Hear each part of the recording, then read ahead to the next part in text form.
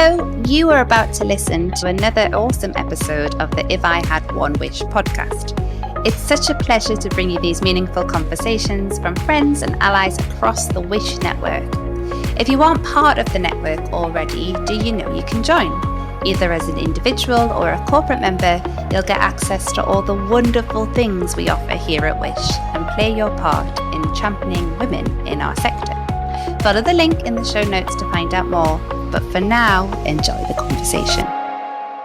Well, hello everyone, and welcome to the latest episode of the If I Had One Wish podcast. This is part of our See Her series called Here Come the Boys.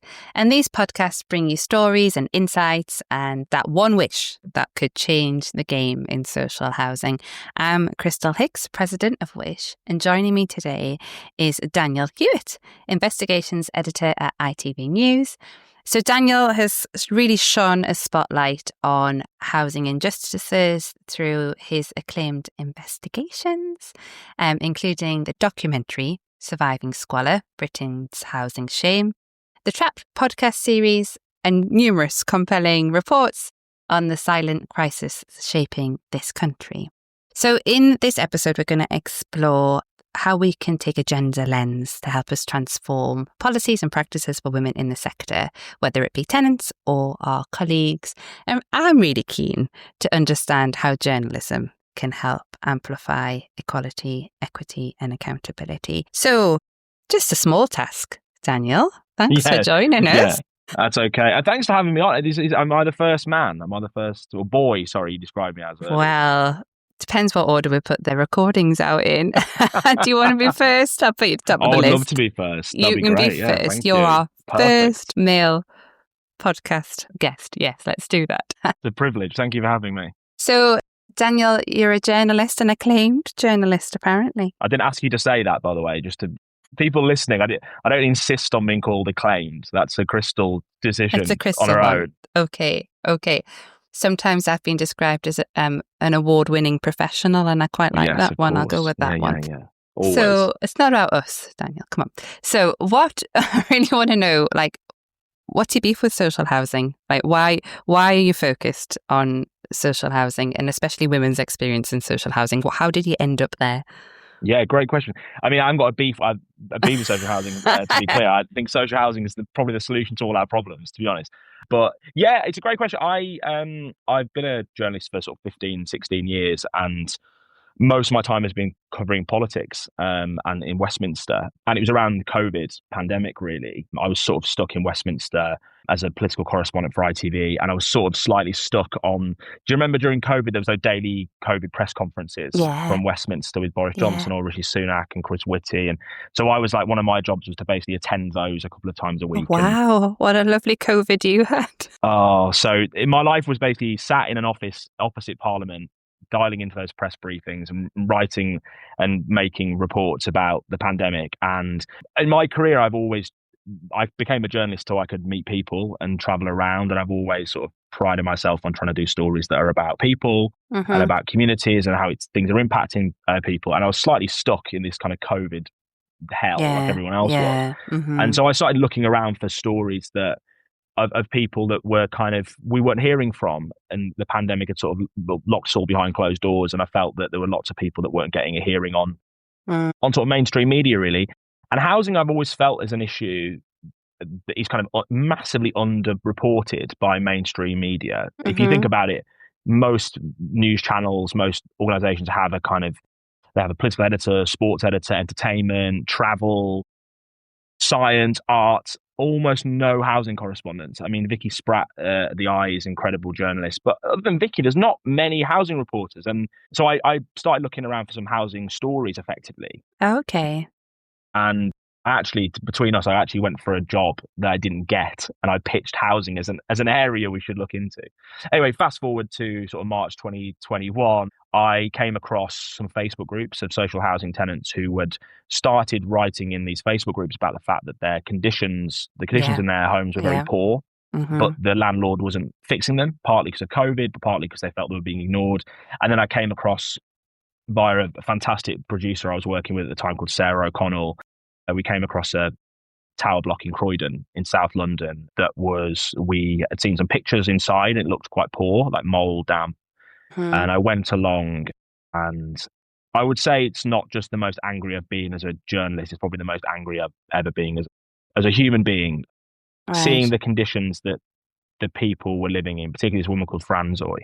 And she was living in a home that the walls were completely covered in black mold, the floors were Mm. flooded, the carpets you'd move across the carpets and they would squelch. She was living there, a mom with two young boys. There was water gathered in the light bulbs. There were the slug infestation in the kitchen. This home you would not leave an animal in there, and they've been living in there for months and months and months, and the local council were doing absolutely nothing about it, and she was being ignored. And we put it on the news as a lead story on ITV, and Mm. the next day we had hundreds of emails Mm-hmm. from people, some Mm-hmm. people who were appalled by what they'd seen. Yeah. But actually, the vast majority were from social housing tenants who were saying, I live in a home that's riddled with mold and damp. I've got a rat infestation. I've had a ceiling collapse. I've got a flooding problem. And my landlord's not doing anything about it either. And I've been complaining about it for a long time. And so we started doing the stories. And it just Yeah. every time we did a story, more people would write in, more people would email us. And we just kept going. And we sort of uncovered this. You called it a sort of secret earlier, or called hidden crisis. It was in Mm. plain sight. There were tens of thousands of people that were living in these Dickensian conditions in social housing, Yeah. not by a slum landlord called Gary who wasn't doing repairs, but by big organizations that Mm-hmm. had millions of pounds Yeah. and were democratically elected. And so, yeah, that's where our journey started 4.5 years ago. Yeah. Incredible. I've heard you talk quite a few times, Daniel, at different events and podcasts and things. And a lot of the stories that you use are about women. So women who tend actually to have children living with them as well in these conditions. Richard Blakeway, who's also a podcast guest on this series, I was talking to him about complaints and how women are more likely to complain about their landlord than men are. And he said, well, that's mostly down to property condition and the fact that women refuse to live in these conditions with their children and feel, that it's their responsibility to make sure their children have somewhere safe to live. So my campaign, See Here, is all about getting the sector to really put like a gendered lens on these issues. So to not just see tenants as this homogenous group of people, but to see them as diverse with different needs, different experiences of us as their social landlord, and that be across the piece. So how we design our homes, how we deliver services, like what does it look like if you look at it through sort of that female lens. So obviously you've been steeped in this world and these experiences, and just like keen to understand, what do you think it could mean for the sector if the sector actually took that approach and put that sort of gender lens on decision making and how they're looking at the situations that they're coming across? Yeah, I think everything you said there was right. I mean, go back to what you point about Richard Blakeway. That's been my experience the last 4.5 years. You say kind of we tend to choose stories that involve women or single mothers in particular. We don't choose them. That's the majority, I would say. But the majority of people that have come to us over the last 4 years, I would say, not vast, but the majority are women, and the majority are women with children. And I think part of that is the kind of the makeup and composition of social housing. So in terms of you're more likely to have single mothers in social housing because of a needs-based issue. But that doesn't explain why they would come to the media.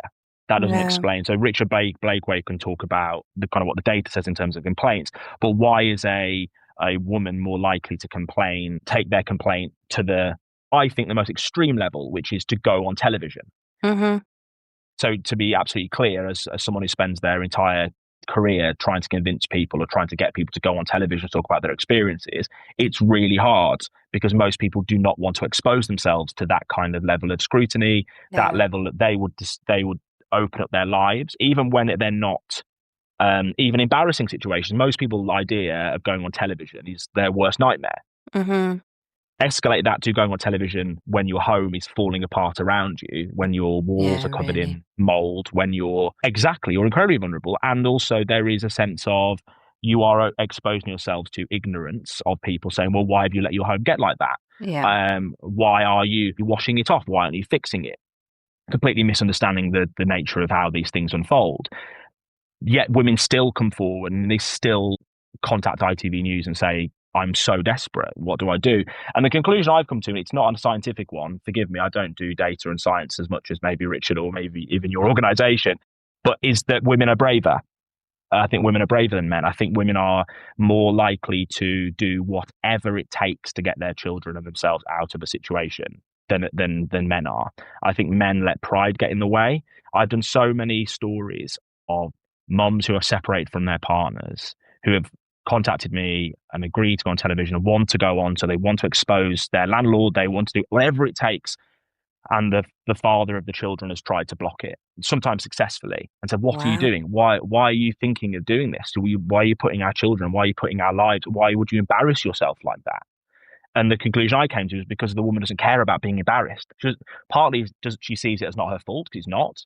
But even if she did wrongly conclude, well, maybe this is partly me, it doesn't matter. I need to get my children out of that situation. And to go back to the first story we did in Croydon, Franz already contacted us via a friend. She had two little boys at the time were 3 and 5, and she'd done everything. She had tried everything to get out of that flat, and MPs, councillors, everyone, and no one was listening. ITV was her last port of call.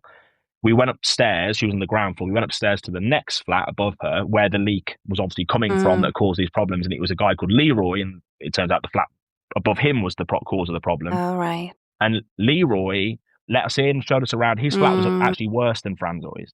But it never occurred to Leroy for a second to contact ITV. Never occurred to him to contact a journalist. He wouldn't. It would partly because he just thought, well, they won't help, which is probably a fair point conclusion. But also he would. It didn't occur to him to put himself in that situation.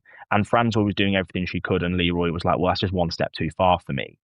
Right. So I think there is something about being a woman and something about being a single mom or a mother that you're just like, whatever it takes to get my children out of that situation. And so going back to your question really, which is about seeing things through a gendered lens, I think I don't know why it is. Well, I've got some ideas as to why people are ignored, but I partly sometimes think that there's still this element of, in the end, for me, it comes down to a lack of choice.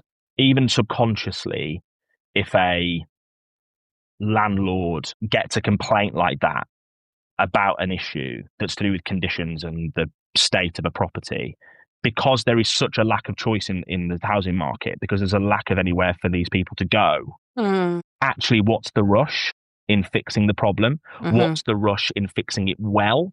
Yeah. And if you're a single mom and you're in social housing, there is nowhere for you to go after that. There is no other choice. The private rental market is almost certainly not going to happen because you can't afford it. And so social housing is like your last place to go. And so even if your home is in appalling condition, even if you are living in maybe dangerous conditions, it's kind of squalor all the streets. Yeah. And so they're too easily ignored. Yeah. And there's a lot more going on there in terms of housing. There is to do with kind of equity in salary, equity in employment, equity in childcare, access to childcare, that all lead to that lack of choice. So I think seeing things through a gender lens is really, really important. You know a lot more about that than me, but I would say that's really important. No, it's really great to get people's perspective on it, because it is a term that people struggle with sometimes. When I say, well, we just need to see that through the experiences of women, I think people get that a bit more. When you were talking there about women will go to the news and they will speak up. I think about my sort of own perspective as a mother. So I think I'm quite a measured person. The ultimate professional is how somebody wants to describe me, which I'll take. But gosh, I go feral when it comes to my children. There's something sort of native that I think kicks in as a mother, where you think, well, actually, this isn't about me anymore. This is about my duty as a mother and protecting these children, and I'm going to fight tooth and nail for them. I think what breaks my heart is the fact that women get put in the position where they have to do that, where it becomes a battle, where it's becoming a fight, when it's something as fundamental as your home and something as fundamental about us protecting these children from harm. And listen to you speak there, it just feels like that balance of responsibility is all wrong. You know, that actually we in society, like, we should have this basic minimum level of like acceptability when it comes to the homes we live in. And yeah, I got loads of views on basic minimum incomes and that type of thing. But actually, like, this isn't good enough. That actually it's just a case of, well, that's your responsibility to sort that out. Well, there's also the kind of perverse thing of especially people in temporary accommodation being another one, which people the phrase temporary accommodation is laughable. Often it's not temporary. Nonsense. People spend months or years in them. Yeah. But I remember I've met so many people, so many women often who, when they move into a temporary property, the rules that are there in terms of like you have to be in by, like, it's prison. You have to be in by a certain time. You can't drink alcohol. You can't have guests around. But one of the things also is, this applies also in social housing, is you can't make alterations to the property without permission, or you can't fix things. Don't try and fix things. That's our job. We've got a repairs team. You don't own, this is not your house. This is the state's house. Yes. But it's the state's house when it suits the state. So it's the state's house when you're doing something wrong. And I often found this with rent. Yeah. So you've got women complaining about conditions and about repairs not being done and people not turning up to repairs. You miss 1 month's rent payment, that email is in your inbox, that letter's on the doorstep. And that kind of, and that's where it comes down with power, right? I found the more I did this story, its story isn't about housing, it's about power. It's about who has power and who doesn't have power. And there's too much of an imbalance. But I would meet people in my life who were watching my reports and sometimes would say, well, why don't they just wash it off themselves? Or why don't they fix this? Or why don't they fix that? Often they have, by the way, tried to wash it off several times, just keeps coming back. But also it says in their contract they're not allowed to do stuff. They're not allowed to make alterations. I mean, and also one of the most perverse, I mean, you can get into a lot of these issues if you want, but I think some great work's been done by Paya Honey on this, about the policy about carpets, about when people move into social housing, there's often the carpets are ripped up. Yeah, and you're taking a single mom or a family who just eventually got themselves into a social home, usually have to either because they've been evicted or they've been living in temporary accommodation. And the first thing they realise is that there's no carpet in the house. It's all been ripped up because of a rule that you have to remove carpet. That's a great example of a policy that clearly disproportionately impacts people on lower incomes more than anyone. And social housing is a disproportionate number of people on lower incomes. Yeah. So there are so many policies where it's almost designed to make people poorer, designed to make people more uncomfortable. And there's so many examples of that, I think, across the sector. Yeah. That disproportionately affect women.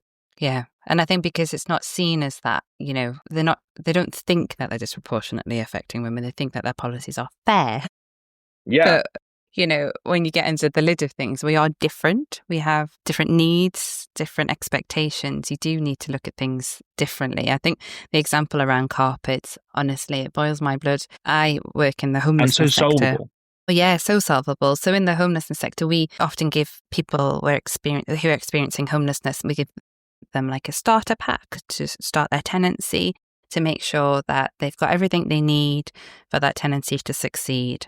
So we look at things like carpets, we look at things like curtains and blinds for the windows, bedding, white goods, you know, just to make sure that that tenancy isn't going to fail from day one because you kind of live in it and as a home. And we put so much more money into social tenancies than we do private rented tenancies for people that we support, because the private rented tenancies tend to have carpets, or they tend, you know, to come with those things in them. So I think there is this thing around, well, why is it, when it's meant to be social housing, why is the bar so low when actually private landlords are often providing things that social landlords aren't?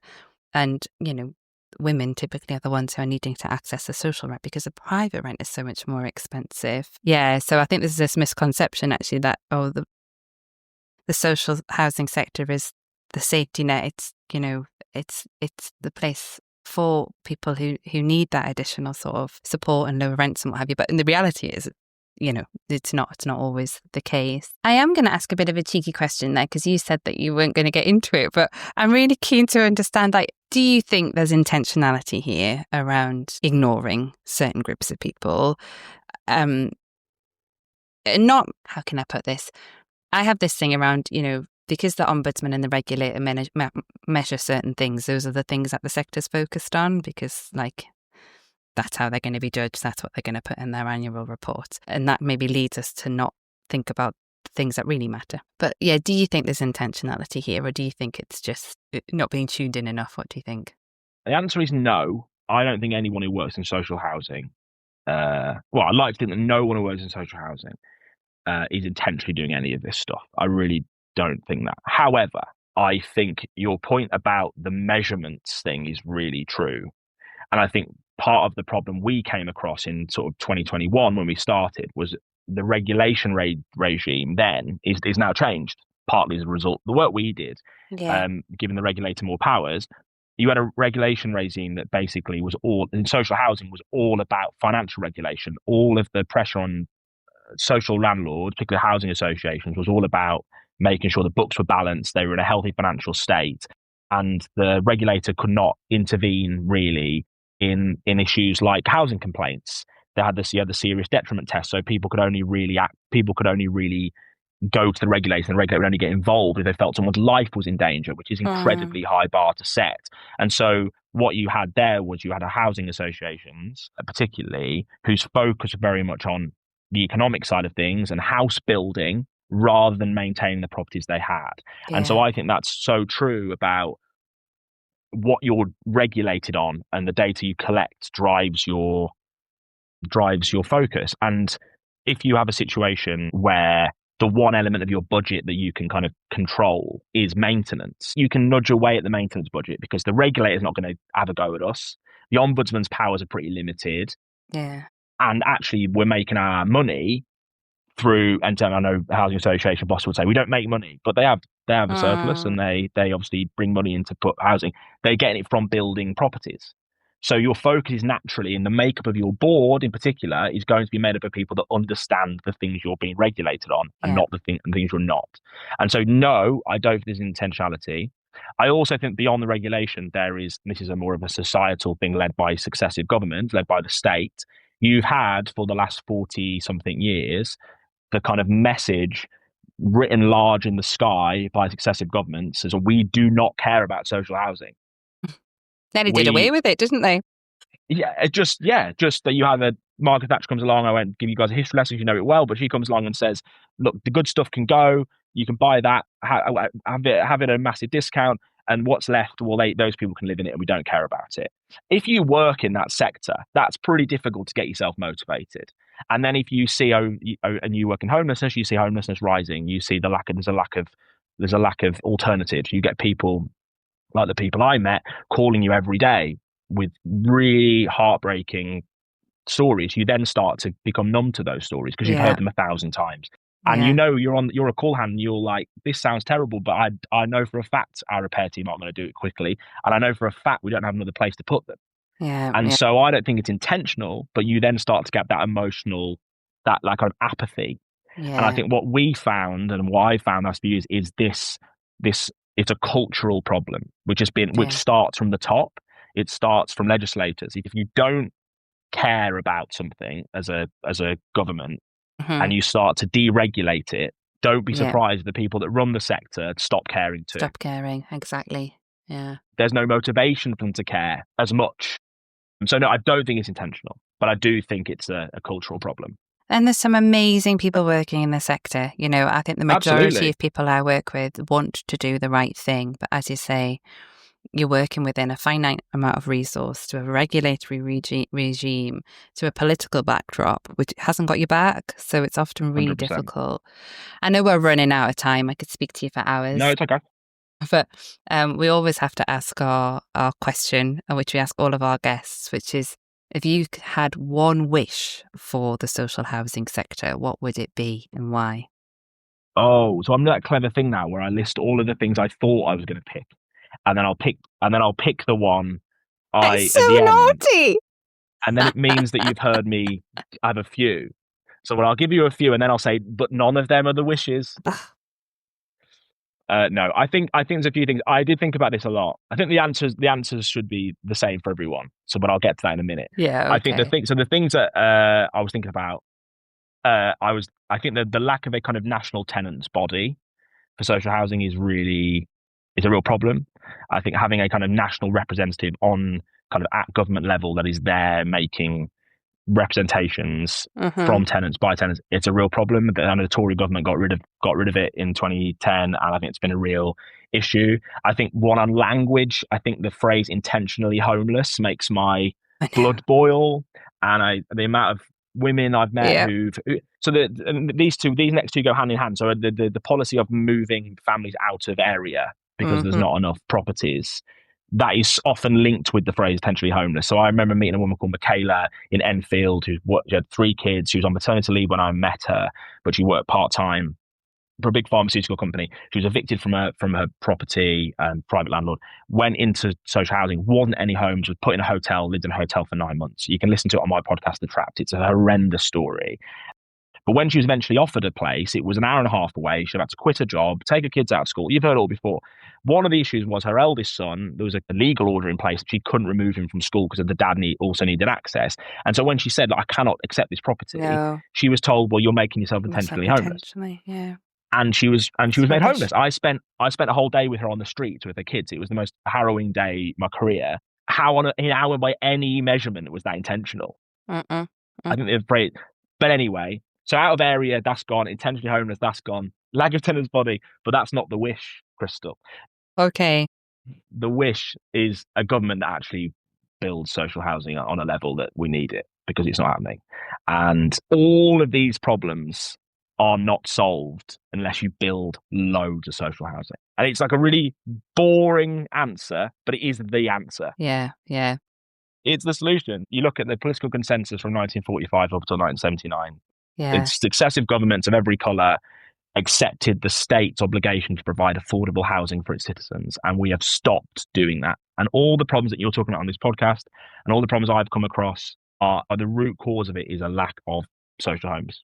Yeah. And unless you fix that problem, the other problems you tinker around the edges. So that's my wish. Absolutely. Like, I go one step further and say council housing, but that's a totally different podcast. Fine. Put it back in the hands of public ownership. A tiny little exclusive for you. I'm writing a book which is out next year. If I've actually finished it, it's now with the people, the editors, or whatever. Yes. And I interview Andy Burnham in the book, and we talk at length about that. His view of let's stop talking about social housing. Let's talk about council housing again. Council housing. I'll mentor that. So, if Andy Burnham does become prime minister, that you've got you've got that as a little preview of one of his policies. There you go. Oh, brilliant.